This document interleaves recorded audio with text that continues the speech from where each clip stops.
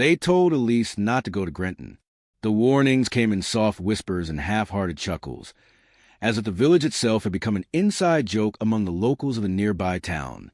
No one truly explained why, only that it was one of those places, and that people who go there don't come back the same. Elise Morrow was a freelance photojournalist who had covered war zones, cult gatherings, and ancient ruins in forgotten jungles. Haunted villages were a welcome change of pace, or so she thought. She had found an old journal in an antique store, written by a man named Elias Crane, who mentioned a house with eyes, watching from the hill of Grenton. Curiosity overrode common sense. She packed her camera, a flashlight, her journal, and set out. Grenton wasn't on modern maps. She had to rely on faded trails and hearsay from elderly gas station attendants to find it. The journey was a slow climb into the mountains, where pine trees leaned closer with every mile, as if warning her to turn back. By mid-afternoon, Elise arrived. The village sat in a shallow valley, shrouded in mist. Its layout was oddly circular, with a worn path that spiraled inward toward a central hill, and atop it, the house. But what struck Elise first wasn't the house. It was the silence. No dogs barking. No birds chirping. No sound of life at all. Houses stood like frozen corpses. Laundry lines sagged under the weight of rotting clothes. Gardens were overgrown, their vegetables blackened and curling. A thin layer of dust covered the windows, but behind that dust, Elise could feel movement. Not physical, but intentional, as if the houses themselves were aware of her. She walked slowly, her boots crunching on gravel. No doors opened, no faces peeked out, and still silence. She came across a general store, its wooden sign swinging in a wind that she couldn't feel. Inside, the shelves were stocked with goods dated over 20 years ago. Tin beans, matches, soap, all untouched. And behind the counter sat a woman. Her skin was pale, waxy, her eyes unfocused. At first, Elise thought she was a mannequin, until the woman blinked. "Hello," Elise asked. The woman's lips trembled, but no sound came out. She pointed. Elise followed the gesture, out the window, toward the hill. "Do you live here?" Elise asked, lowering her camera. "Do you know about the house up there?" The woman's expression contorted. She shook her head slowly, tears pooling in her eyes. Then, in the faintest whisper Elise could barely hear, "It watches." A chill ran down Elise's spine. "What watches?" But the woman froze again, her mouth locked open as if some invisible force had grabbed her words midair and silenced them. Unease twisted Elise's gut. She backed out of the store and returned to path. All around her, windows shimmered in the mist, not from sunlight, but as if something inside was watching her, blinking. She quickened her pace toward the hill. The path narrowed, bordered by tall weeds and rusting fences. She stopped to take a photo, and as the shutter clicked, she noticed something chilling in the camera screen. Faces. Pale faces, looking from behind curtains, eyes wide and unblinking. She spun around, but no one was there. Heart pounding, she looked back at the village. Every window seemed to be facing her now, and in every window, eyes. The silence deepened. Even her own breath seemed muffled. Then she heard it, not with her ears, but inside her head. A voice, raspy and low. "Come closer." She ran. Up the hill, feet stumbling on loose stones, the air growing colder with each step. The village below faded into a gray blur. At the top stood the house, massive Victorian, with long vertical windows like slit pupils. Its roof was jagged, almost like a crown of thorns. Elise stopped breathless at the iron gate. A crow sat atop it, perfectly still, its head tilted sideways like it was listening, or waiting. The gate creaked open on its own. Elise stared at the house. She didn't want to go in. Every nerve in her body screamed leave now, but she had come for a story, and the story was watching her. As she stepped through the gate, the crow cawed once, a sharp, angry sound that echoed across the village. Behind her, the village doors began to open, one by one. The house loomed before Elise like a predator in tall grass, still silent and somehow alert. The closer she got, the more unnatural it felt. The air around was heavy, as if saturated with invisible static, and the old wooden boards beneath her feet creaked too rhythmically, almost like a heartbeat. The front door was slightly ajar. She hesitated, glancing back toward the village. Doors had opened across Grenton. Villagers, the silent, pale people she had barely seen, now stood motionless in their thresholds, watching her from afar. None came closer. None spoke.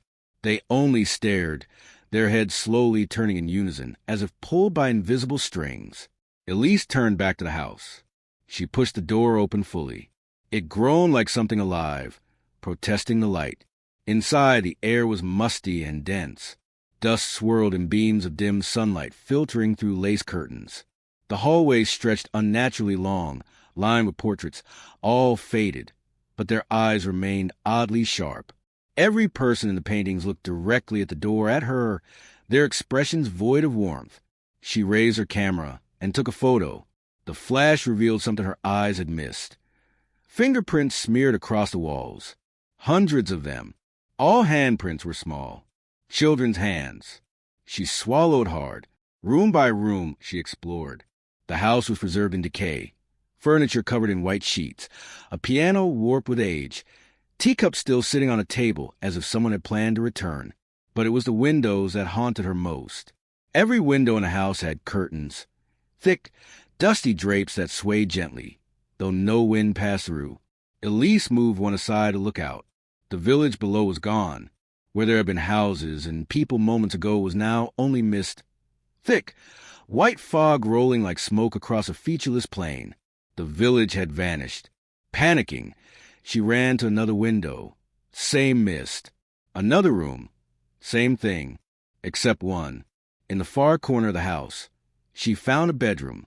The window here was large, stretching from floor to ceiling, and through it she saw herself, standing outside. Frozen, camera in hand, expression blank. But the reflection moved, even though Elise hadn't. She stepped back, breath short, pulse pounding in her ears. The Elise in the window smiled faintly, then lifted a hand and waved. "No," Elise whispered. She turned away, stumbling into the hallway. But now, the hallway had changed. The portraits were gone. In their place were windows, narrow, tall windows, filled with glass, so clear they seemed almost not there, and behind each pane she saw versions of herself, one looking terrified, one screaming, one clawing at the glass, one lying lifeless, eyes wide open. She ran. The walls seemed to stretch and bend. Doors moved. What was once the staircase was now another hallway. The house restructured itself like a living labyrinth. She found herself in a nursery, wallpaper peeling, wooden crib rocking slowly though nothing touched it. A mobile overhead spun in lazy circles. Dolls sat in a line against a far wall, each missing their eyes. And then she noticed a window, not a reflection this time, but a face, half a face, pressed against the glass from the outside. Pale, eyeless sockets, a jagged smile. It didn't blink. It didn't breathe. It simply watched. Elise backed away, but the face followed, sliding across the window pane as if it were glued to it. She bolted into the hallway, slamming the door behind her. She was trapped in a house where the windows didn't just look out, they looked in. The house was watching her through itself. Every surface became an eye. The keyholes, the nail heads in the wall, even the grains that would seem to twist when she wasn't looking, forming pupils and irises. And the deeper she went, the more the house responded. Whispers began, not from walls, but from glass, whispering her name not aloud but inside her head. Elise! She found a mirror at the end of a hallway, cracked, webbed like a spider's home. But the moment she looked into it, she saw the house's true nature. Not just a building, but a thing, breathing, thinking, feeding. It watched because it hungered. It waited because it learned. Every visitor became a new layer of memory. Their reflections, their shadows, all trapped behind its endless windows. And now it wanted her. A floorboard cracked behind her. She turned. Nothing. But she heard something else. Faint breathing. Not hers. Slow, steady, deep. coming from the walls. Elise stumbled backward, brushing against the window. The cold glass clung to her skin. She tried to pull away, but the glass pulsed like flesh. Then the entire window rippled and sucked inward. She screamed, wrenching free just as a hand, long, pale, and jointed wrong, reached through the pane, groping for her. She ran. Corridors blurred, rooms rearranged. The house moaned now, the groan of shifting foundations and tightening hallways. Windows flashed with images, children crying, people banging from inside, shadows melting into walls. Finally, Elise found the stairs. She bolted up to the attic. The door was heavy, but opened easily. Inside, everything was covered in black cloth. Dozens of mirrors leaned against the walls, all covered. At the center stood a single window, round like an eye. As she approached, a voice, deep in before, echoed inside her skull. "We see you now." The window flared with light. Images rushed through it, not of the village, but of Elise's life, her childhood bedroom, her college dorm, her apartment, her bathroom mirror. The house had been watching her long before she arrived. She screamed and hurled her camera at the window. Glass shattered. The house shrieked, a sound so violent it knocked her to the ground. The floor cracked. The mirrors exploded one by one, releasing faces that screamed in silence, then vanished like smoke. The house quaked. And then, silence. Total, pure silence. Elise awoke in the grass. The house was gone. Only an empty hill remained. The village, too, had returned, but it was lifeless again. Doors closed. Windows blank. She stumbled back toward the path, heart racing, hands trembling. As she passed the general store, she glanced through the window. The woman was still there, but now she was smiling, and in her hand she held Elise's camera. The road out of Grenton should have taken Elise back to the world she knew, but after what happened on that hill, nothing felt real anymore. She walked for what felt like hours, maybe days.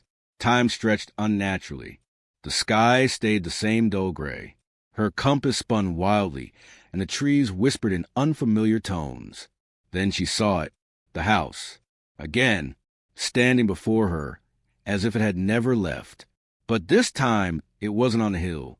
It was in the middle of the woods, sunken slightly into the earth, its wooden frame now darker, wet with rot and pulsing with movement, roots coiled around its base like veins. The windows were different, too. They blinked. She watched one slowly open and close like a tired eye. "Elise?" The voice came again, not inside her head now, but from everywhere at once. The trees, the ground, the sky. The house was no longer just watching her. It had followed her. No, she was inside it. Grenton, the village, the people, they were all part of it. Elise had never left. The house hadn't just trapped her in place. It had changed space around her, stretched it, rewritten the rules. She turned, running through the trees. But every path curved back, and the house was always ahead. Sometimes closer, sometimes distant, but always present. Breathing, creaking, watching. She tried closing her eyes and walking blindly. Still, footsteps echoed behind her. Her own? No. They were heavier, slower, deliberate. She ducked behind a broken pine stump, gasping, trying to collect her thoughts. From the shadows, something emerged, tall, elongated, with limbs too long and a face smooth as polished wood. Where its eyes should have been were windows. Tiny square windows, each holding a reflection of Elise's face, distorted, screaming. The creature walked with a groan of timber under pressure, every step sounding like boards cracking.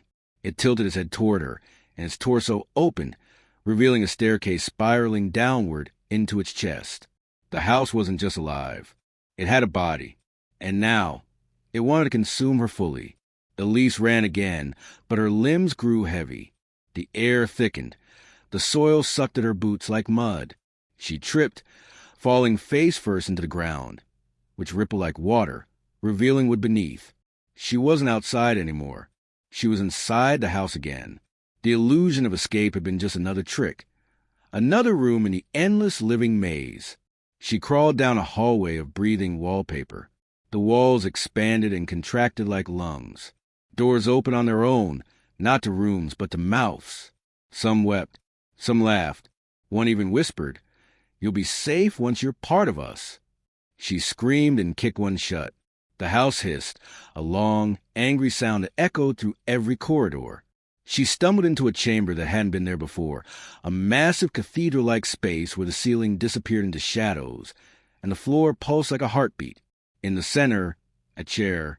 No, not a chair, a throne built of bones, mirrors, and broken cameras. Dozens of lenses blinked at her, clicking softly like insects. On the throne sat a version of herself, dead-eyed, silent, still.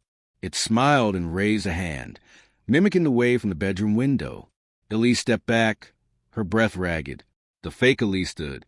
The floor opened beneath them both, and they fell downward, past walls that pulsed with old memories. Her childhood drawings, hospital records, photographs she had taken, all smeared and blood-stained. They landed in a room of flesh. The walls were stitched skin. The floor was a giant wooden eye, unblinking. The ceiling dripped tar. In the center stood the original door, the front door she had opened when she first arrived. It was waiting. "Elise!" The house growled, now with a deep, resonant voice. "You are seen. You are known. You belong." She fell to her knees, her mind splintering. But then her hand brushed something. The camera. Somehow, it had returned to her, or maybe it had never left. With trembling fingers, she raised it and took a picture. The flash ignited the room. The house screamed, not in pain, but in rage. The flash had revealed something the house didn't want her to see. Cracks in the eye floor. Fault lines in the flesh walls. Weakness. She snapped another photo, and another. Each flash burned like fire across the living walls. The house thrashed. The walls split, black blood spewing like smoke. Elise ran for the door. She didn't look back, just sprinted, snapping photos as she went, each one tearing a new wound in the monstrous architecture. The house howled, wood shattered, flesh tore, the floor collapsed. She leapt through the door and fell onto cold concrete. The world around her had changed. Trees, a road, the real world. She lay there for what felt like hours. When she opened her eyes, she was in the parking lot of the antique store, where she'd first found Elias Crane's journal. A woman walking her dog passed by and waved politely.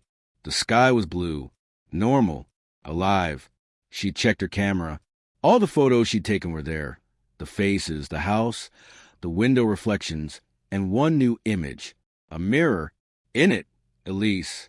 But not as she looked now. Her reflection was smiling. And behind her, the house.